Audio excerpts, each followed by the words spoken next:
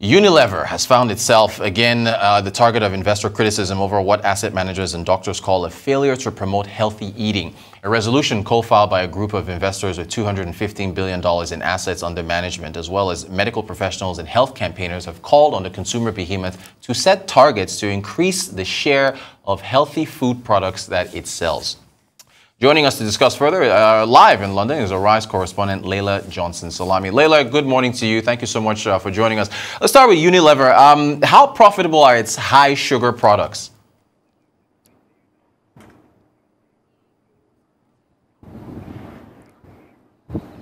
Well, Roses, first of all, you have to forgive me if I shiver today. It's a very, very cold day in the UK. Let's start off with Unilever. So, well, according to a UK non-profit known as Share Action, products, high sugar products like Ben & Jerry's and Magnum ice cream that are huge products for Unilever are said to bring in about £19.1 billion annually. So you can see that these are key revenue drivers. Roses, that's about 40% of Unilever's annual sales, of the group's total sales. So you can see that these products are very, very profitable. And so with numbers like that, how likely is the company to bow to investor pressure to produce more healthy products?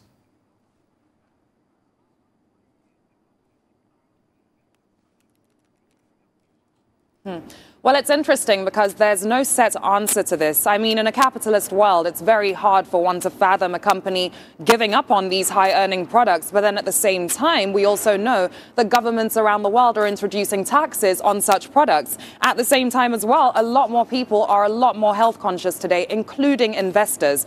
So this could lead to the company starting to produce more healthy products, but not at the expense of its main income earners like Magnum just yet. At least not until they are driving the same revenues at £19.1 billion annually that the company is currently seeing. So that's where things currently stand on that.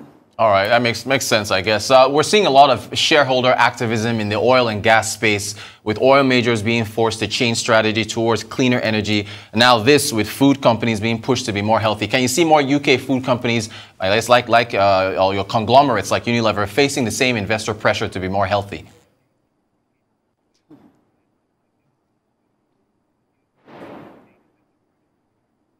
Well, regulations are really catching up globally, and regulations are going to play a key role in this. With tougher regulation of food standards, many of these large companies, Rotus, are really going to need to rethink their strategies. So it does look like large institutions like Unilever will only really completely change if there are major policy changes in food standards, or they can see it really affecting their sales. But as long as sales from products such as Magnum and Ben & Jerry's are bringing in £19.1 billion annually in sales, it's going to be difficult for these companies to really leave the high earners for healthier options that may not necessarily bring in the same revenue. So it all depends on how people want to weigh it up. But what investors are saying is, let's take a hit now for the greater benefit later, because at the end of the day, like I started off by saying, regulations are catching up globally, especially in countries that Unilever currently operates in and sells its products in.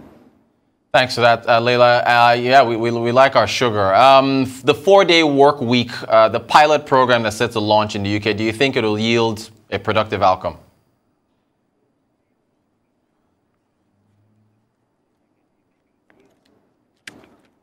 Well, this is exciting news. Definitely excited me when I saw it in the news. A new 4-day week, pilot week program that's going to take place from June to December of this year. Now, this has been put together by researchers at the University of Cambridge, the University of Oxford, some NGOs and also Boston College. And 30 UK-based companies are expected to participate in this. Now, we've seen such pilot programs happening in other parts of the world, and these programs have proved to be successful. Take Iceland, for example, that ran a pilot program similar to this between 2015 and 2019. And their pilot program showed that their employees were happier, healthier, and also more productive. But to give you a couple more stats on that, Microsoft Japan in 2019 as well also ran a similar program and found that productivity levels went up by 40%. And Panasonic also recently introduced an optional 4-day week for employees. So for many people, this is a dream sort of becoming a reality. So that's to kick off in June later on this year. 30 UK-based companies and companies that are interested in this are also allowed to come forward and take part in this. And the key thing here is that employees are not going to earn less. They will get the exact same amount of pay, and we just have to see where that goes. Forward to seeing how that goes. Again, that, as you said, that does take place in June. All right, you gave us an update on Boris Johnson yesterday. Does he look like he's going to survive the Partygate scandal with Tory MPs backing him?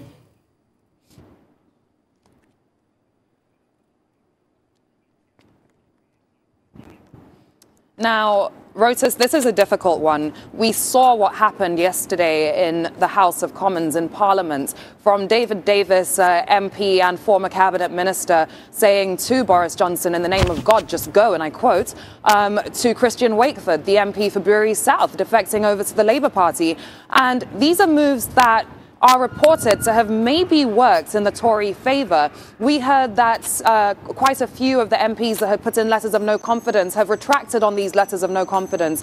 So we really have to wait and see where things go. But the Sue Gray inquiry is due out next week.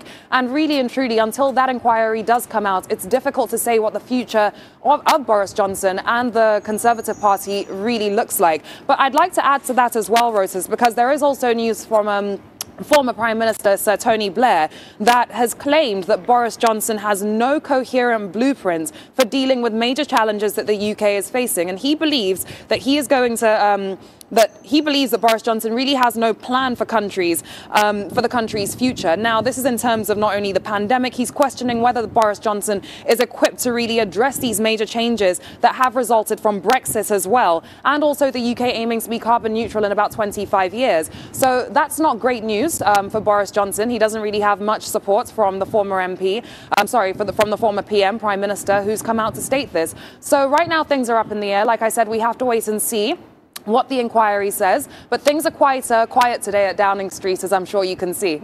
Indeed, indeed. We appreciate that breaking news there from you with Tony Blair, firing that salvo at Boris Johnson. Only about a minute to go, Laila. The UK's Health Secretary, Sajid Javid, saying that COVID will, quote, be with us forever. How are businesses reacting to the government scrapping most of England's restrictions next week?